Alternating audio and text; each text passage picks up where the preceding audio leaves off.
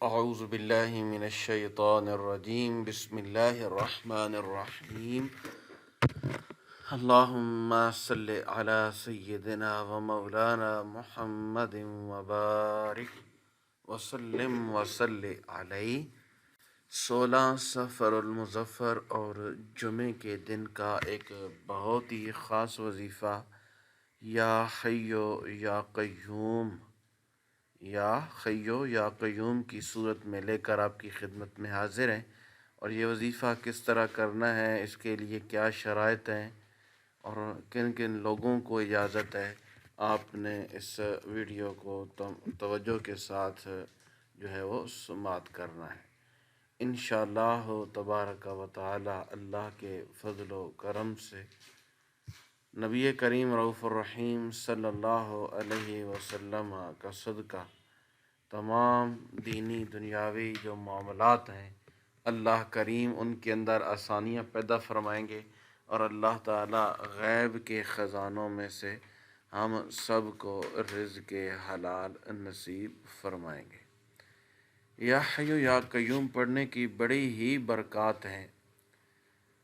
اللہ کریم کہ یہ وہ نام ہیں جن کے پڑھنے سے اللہ تبارک و تعالی انسان کی زندگی میں وہ آسانیاں فرما دیتے ہیں جو انسان کی سوچ میں بھی نہیں ہوتی۔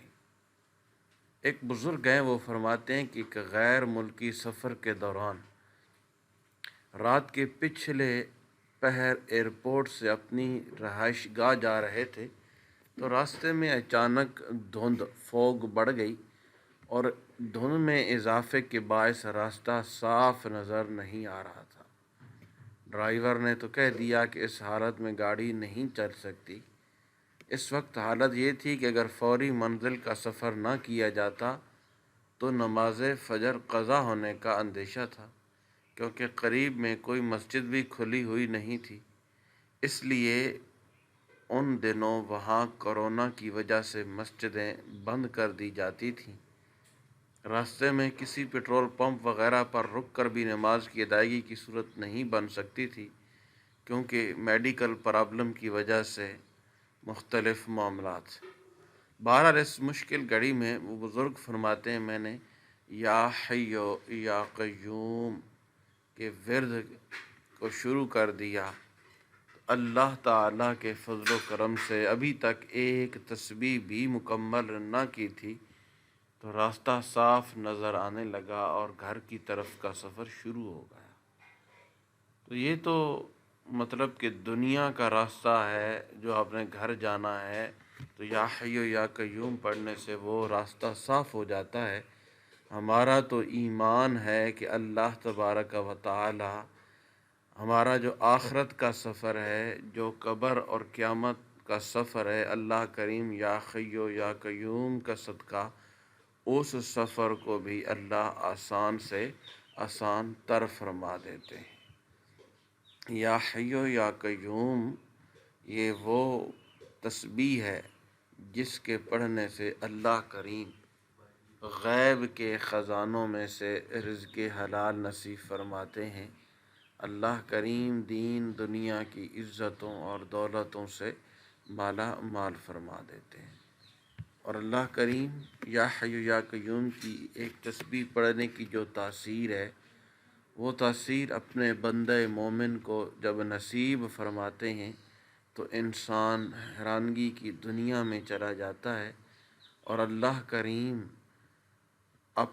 انسان کے گمان کے مطابق اس کے معاملات کو طے فرما دیتا ہے۔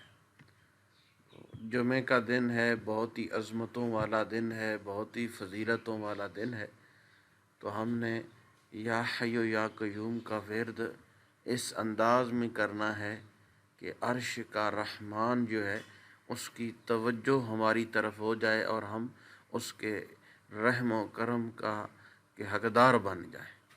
مرشد کریم فرماتے ہیں کہ یا حیو یا قیوم کا ورد اللہ تعالیٰ کی صفت حیات اور صفت قیام کو ظاہر کرتا ہے، اور جب اللہ تعالیٰ کسی مخلوق میں حیات یعنی زندگی منتقل کرتا ہے تو اس کو قائم رکھنے کے لیے وسائل بھی فراہم کرتا ہے۔